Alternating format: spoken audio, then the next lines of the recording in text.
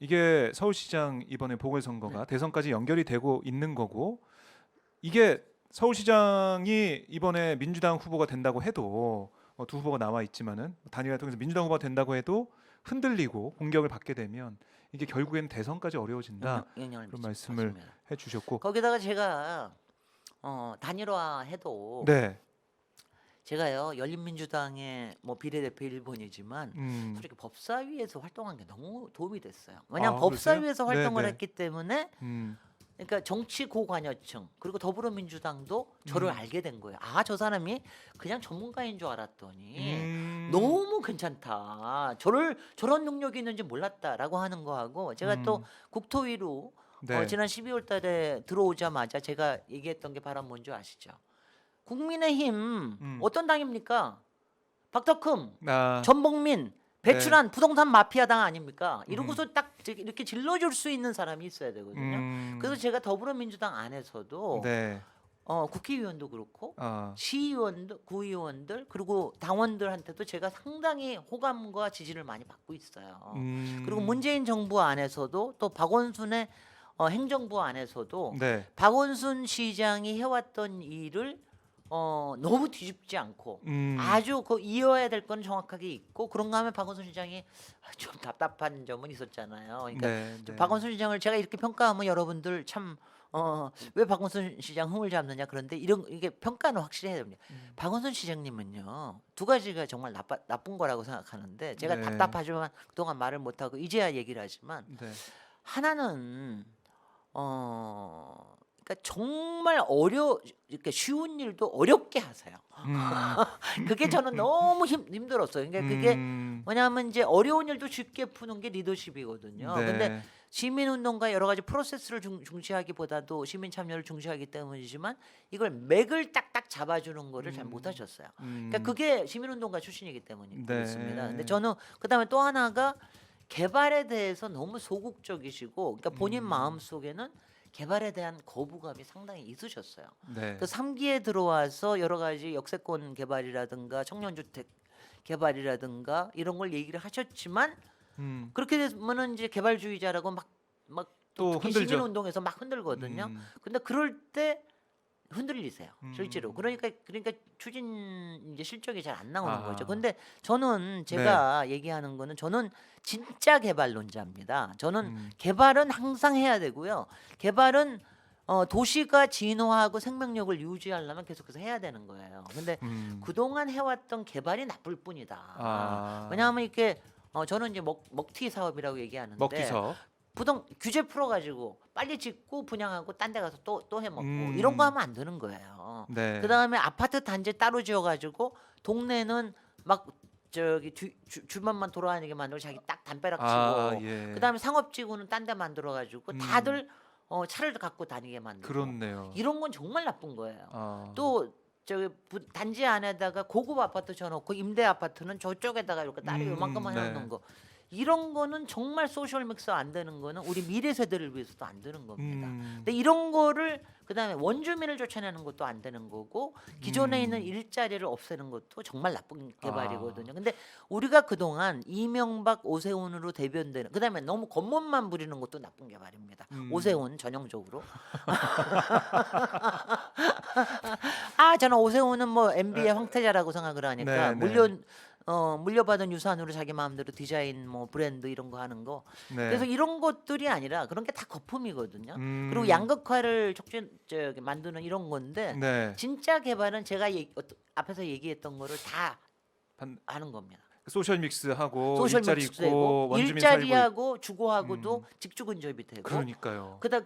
그리고 지하철 대중 우리 버스 시스템 얼마나 잘 돼 있습니까? 너무 이런 거 좋죠. 타면서 차가 줄 필요가 없고. 맞아요. 그다음에 제가 제일 좋아하는 도시의 속성인 걷고 싶은 걷고 도시를 싶은 만들. 도시. 왜냐면 제일 좋은 도시는 걷고 싶은 도시예요. 음. 저는 이걸 30년째 얘기를 하고 있는데, 네. 걷고 싶은 도시를 만들고 중간 중간에 좀 오아시스 같은 이런 숨통을 틔울 수 있는 게 있고, 담벼락이 없는 도시. 그러니까 우리가 담장은 약간 뭐 이렇게 작은 데는 있을 수가 있는데, 단지로 담벼락이 있다, 맞아요. 이런 거 성처럼 돼 정말 있잖아요. 하나하나의 송곽을 만들고 그 송채 안에서만 자기네들끼리만 끼리끼리 네. 산다. 이런 데서 자라는 우리 아이들은 음. 경쟁력이 없습니다.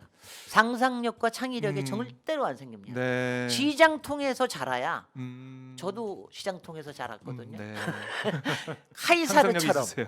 카이사르처럼 될 수 네. 있습니다. 아. 진짜 리더십이 생기고 진짜 왜냐하면 이 디지털 21세기 시대라는 거는 네. 그냥 모든 게 예측 불허예요. 음. 어디서 뭐가 될지를 모르는데 네. 여기에서 옛날처럼 사자 받아가지고 학벌 좋아가지고 자기들끼리해서 자리 하나 해가지고 네. 평생 먹고 사는 시대가 아니거든요. 아하. 그렇기 때문에 정말 이렇게 서로 섞이고 그다음에 평소에도 흥미거리도 많고 네. 그다음에 이 세상에 이렇게 다른 사람들이 있다 이런 걸 보면서 네. 자기의 멘탈과 특히 감정적인 멘탈을 튼튼하게 하고 자라는 이런 친구들이 21세기 인재가 됩니다. 네. 그래서 저는 아주 굉장히 강조하고 있습니다. 그러니까 도시를 도시답게 만들면 네. 우리의 대한민국의 경쟁력도 훨씬 더 높아진다. 음. 제가 너무 길게 얘기하죠. 아니 너무 네. 좋고요. 제가 말씀 좀 들어보니까 모르겠습니다. 이게 다른 후보들도 공약을 내놓고 있지만 제일 어떻게 보면은 좀 미래를 내다보고 그다음에 과거에서 미래를 내다보지만 지금 당장 해야 그러니까요. 되는. 예, 미래를 보면서 그래서 제가 역세권 미드타운이 제 대표 진짜 개발 역세권 미드타운을 가장 진짜 개발이라 대표 공약으로 내세우는 이유가 뭐냐면은 네. 서울에는 307개의 지하철이 있어요. 307개. 맞죠? 진짜 많네요. 제가 버스 스탑을 재보니까 4,000개 되더라고. 어이구. 근데 그 버스는 이제 양쪽에 다 있으니까 네네. 낮게 뭐 2,000개가 있다고 봐야 되는 거죠. 그러니까 정말 대중교통 시스템이 잘 되어 있는 거예요. 맞아요. 앞으로 도시철도가까지 하면 한 360개 될 예정입니다. 그런데 이 주변을 보면 우리 동안의 그동안의 도시개발 패턴을 보면 네. 저쪽에 가서 아파트 단지 만들어요. 그죠? 맞아요. 아파트 단지 만들고 그 다음에는 그 뒤에는 바로 다세대 뭐 연립 별로 높지 않은 거 있어요. 그다음에 네. 다운타운은 굉장히 높은 거 지어요. 그리고 그 사이에는 딱 비어 있는 겁니다. 근데 지금 음. 역세권 주변이 바로 그렇게 돼 있거든요. 네. 그래서 이게 실제로는 대안 개발이고 도시를 도시답게 만드는 개발인데 그동안 제대로 못했던 거예요. 그 비워둔 왜 거거든요. 도시를 비워둔 게 아니라 네. 왜 못했냐? 그동안은 아파트 단지만 얘기해서 그래요. 음. 재개발 재건축도 아파트 단지 아닙니까?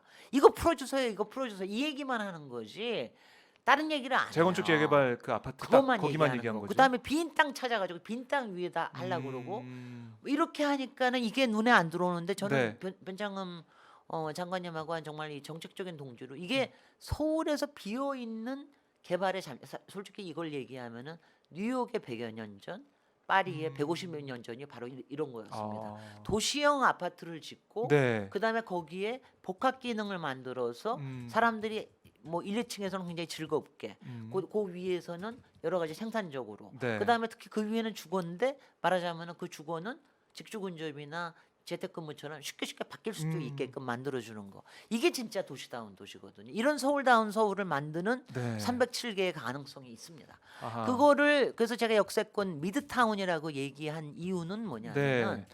뉴욕에서 나온 말인데요. 네. 여러분 다운타운이라는 말도 뉴욕에서 나왔습니다. 뉴욕이 이렇게 길잖아요, 맨하탄이. 네, 네. 그러니까 다운타운은 밑에예요. 맞아요. 거기는 상업 시설들이 있는데 증권거래소이면 상업 시설들이 있는 거고 그다음에 업타운이라고는 저쪽에 센트럴파크 있는데 거기는 주로 고급이고 맞아요. 주로 아파트 있는 데가 업타운이에요. 네. 중간에 미드타운이 섞여 있는 데입니다. 아. 복합적으로 기능들이 섞여 있는 게 미드타운이에요. 그런 바로 뜻이네요. 그 뜻입니다. 그런 왜냐하면 그런 게 그래서 이제 여러분 예. 뉴욕 가서 보시면 네네. 아시겠지만은 사람들이 즐겨 가는 데는 업타운은 잘 안 가죠. 거기는 맞아요. 아파트 단지만 있는데 누가 가요? 그잖아요. 그렇죠. 근데 이제 다운타운은 물론 우리가 여러 가지를 보러 갑니다만은 미드타운에 미드타운. 가면은 먹을 데 많고 그다음에 그 소나 옆에 이제 아주 가볼 데도 많고 네. 매력적이고 그다음에 진짜 뉴요커들이 거기서 뭐 즐기고 맞아요. 살고 물론 예. 물론 임대료는 좀 높습니다. 좀 높은 게 아니라 굉장히 많이 높죠. 근데 이제 음. 이런 거를 이제 지금 서울이 제가 왜냐하면 주택 문제와 도시 문제는 항상 같이 봐야 된다고 얘기를 하는 게 서울이 지금 이제 주택 보급률이 95%예요. 딴 도시보다 훨씬 낮습니다. 네. 그리고 자가율은 더 낮아요. 음. 자가율이 51%인데 음. 정말 웃기는 거는요. 이건 재미있는 현상은 뭐냐면 서울에 임대로 사는 사람이 몇 명이죠? 몇 퍼센트인 줄 아세요? 임대로 사는 사람이요? 글쎄요. 59%예요. 아 그래요? 이게 뭐냐면은 예. 자기 집이 있어도 자기 집에서 안 살고 아. 전세로 나가서 사는 거예요. 그건 뭐냐면은 서울이라는 도시가 엄청나게 크기 때문에 네. 왜냐하면 자기 직장에 가까운 데 가거나 아니면 음. 애들 학교 때문이라든가 다른 집에 가서 사는 사람들이 너무 많은 거예요. 아. 왜냐면 이게 대도시의 삶입니다. 대도시에서는 이렇게 이른바 이동성이 굉장히 많아요. 맞아요. 이러려고 그러면은 음. 정말 이 역세권이라든가 교통 좋은데 이렇게 빌려서 살 수 있는 집들이 굉장히 많아져야 돼요. 그잖아요. 그래서 지금 그동안 제가 어저께도 저 합정역 근처에 서교동 청년 역세권 주택에 갔다 왔는데 이게 이제 네네. 이게 박원순 시장님이 하신 11개 중에서 이제 거의 처음 작년에 입주했습니다. 어떠셨어요? 근데 이게 네. 이제 되게 규모가 여기도 원래 주상복합으로 하려고 그랬는데 주상복합이 잘 안 돼서 아. 이제 서울시하고 협의를 해가지고 이거를 임대주택으로 만든 겁니다. 음. 임대주택 90%는 민간 임대고요. 네. 10%가 공공임대예요. 음. 전체가 한 961가구가 되는데 아니 합정역에서 50m야. 그러니 좋겠다. 그러니 얼마나 좋겠습니까? 거기에 이제 대개 한 13평짜리가 제일 크고 음. 한 7평, 네. 9평 원룸짜리 있어 가지고 혼자 살거나 아니면 음. 신혼부부나 이런 사람이 살고 있는데 이런 게 여러 개 많아진다 그러면 너무 좋은 거죠. 그리고 이제 앞으로는 조금 평수가 많은 것도 해야 될 텐데 네. 저는 어저께 거기 갔다가 제가 이건 너무 재미있는 에피소드인데 네. 제 조카가 최근에 결혼을 했어요. 작년에. 예. 근데 자기 남편이 거기 마포 어디에 그 청년 임대주택을 구해가지고 거기에 신혼으로 들어가서 그걸 구했다. 그래서 어머 너 신랑 너무 잘 구했다. 아. 내가 막 그랬거든요. 예. 어저께 갔더니 거기 사는 거예요. 거기 살고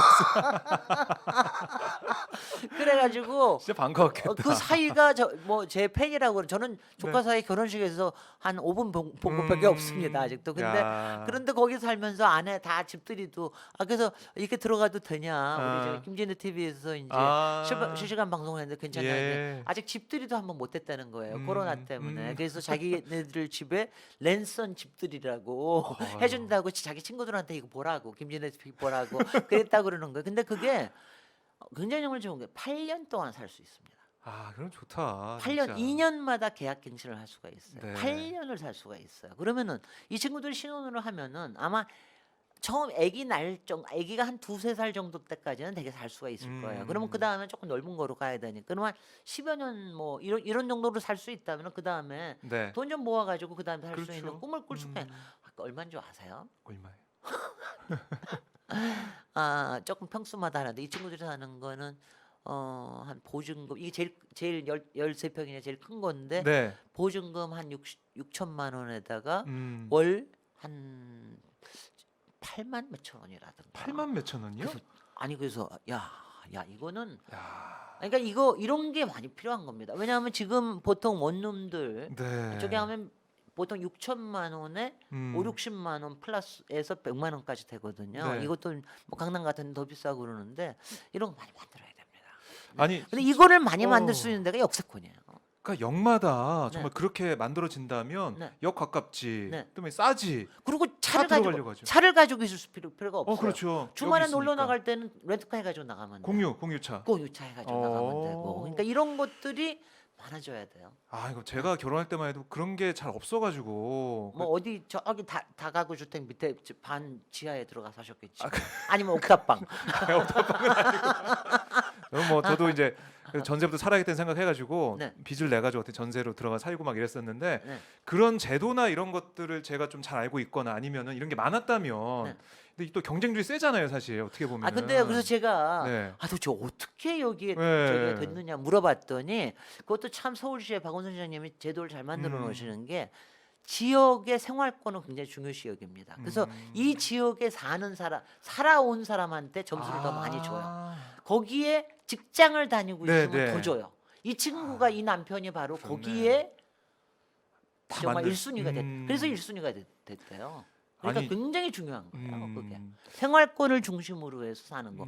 그리고 이번에 코로나 때도 보면 제가 이제 또 하나 얘기하는 게 10분 동네인데 10분 10분 동네. 동네는 아니 이게 좀 비슷한 거 아니에요? 박영수 아니 후보 박영수하고 21분 완전히 다르고 컴팩트 이거 도시. 10분 동네는 11년 된 네. 저 정책입니다. 아, 그렇죠. 이거는 이게. 제가 한명숙 후보 2010년에 네. 제가 한명숙 후보 캠프에서 제가 정책 개발을 굉장히 많이 하면서 아, 그때 예, 예. 정책을 개발하고 많이 정말 호응을 많이 받았어요. 음. 근데 이제 이게 10분이라는 거는 사실 도시계획 쪽에서는 저희는 뭐 한 100여 년 된 개념이거든요. 왜냐 사람들이 10분 안에 걸어 다닐 수 있는 동네가 제일 좋은 동네다. 그렇겠네요. 거기에 예. 여러 가지 왜냐 그게 되게 500m 안에 있는 겁니다. 근데 이거를 한명숙 후보가 떨어졌잖아요. 아유 떨어졌다 그런 거죠. 아, 그때 낙선하셨잖아요. 이기는 줄 알았는데 네. 끝에 뒤집어져 가지고. 그래서 제가 그때 노회찬 후보를 또 상당히 미워했는데 노회찬 후보 때문이 아니었어요. 사실은 더불어민주당에서 제대로 단일화를 못한 겁니다. 네. 그런데 그게 박원순 시장이 되면서 박원순 시장이 그 정책을 받아들이셨어요. 10년 전에. 그래가지고 그동안 많이 추진해 왔습니다. 네네. 근데 이게 굉장히 중요한 게 뭐냐면은 우리가 편할 뿐만이 아니라 요번에 코로나 위기 때 보면은 네. 광역 상권들은 그야말로 정말 타격이 너무 많았어요. 이태원, 맞아요. 남대문, 광장시장 이런 데는 그냥 광역 관광들이 거기는 거의 7, 80%가 셔터가 됐습니다. 근데 동네 생활권은 타격을 덜 받았어요. 맞아요. 가령 저도 영동시청 저기 하는데 거기도 한 20, 30%는 매출이 줄었지만 그래도 견딜만 해요. 그래도. 그러니까 자기네가 걸을 수 있는 왜냐하면 음. 기존에 완전히 이걸 가지고 있는 데서 그다음에 유럽은 더합니다. 유럽에서도 어디서 못 사게 하면은 집 밖에 못 나가니까 다 집 차를 못 가지고 다니는 게 아니까 네. 다 집 앞에서 이걸 하는 거예요. 그래서 동네 생활권의 상권은 굉장히 이런 앞으로의 팬데믹 상황에서도 굉장히 유용하고 그다음에 일자리를 계속 유지하는 데에도 굉장히 도움이 됩니다. 그래서 이제 제가 10분 동네를 네. 저는 이어받겠다는 겁니다. 이어받겠다. 이거는 10분 동네. 제가 오아시스 서울시대라고 하는 큰 틀에서 네. 이 10분 동네는 이거는 이어받아야 된다. 이렇게 좋은 게 있는데 왜 쓰잘데기 없는 딴 거를 얘기하는 겁니까? 다른 나라 얘기하면서 그런 거 좀 얘기하지 마십시오. 우리는요 예. 정말 이거는 한명숙 그러니까 정말 사람 특별시를 얘기했던 한명숙 후보 네. 그다음에 사람을 중심으로 놓고 생각했던 그리고 동네와 생활을 중심으로 얘기했던 박원순 시장이 해온 거를 이어받는 게 더 중요한 겁니다. 이거는 그렇습니다. 이어받아서 네. 더 활발하게 만들겠다 이런 네. 말씀이신데.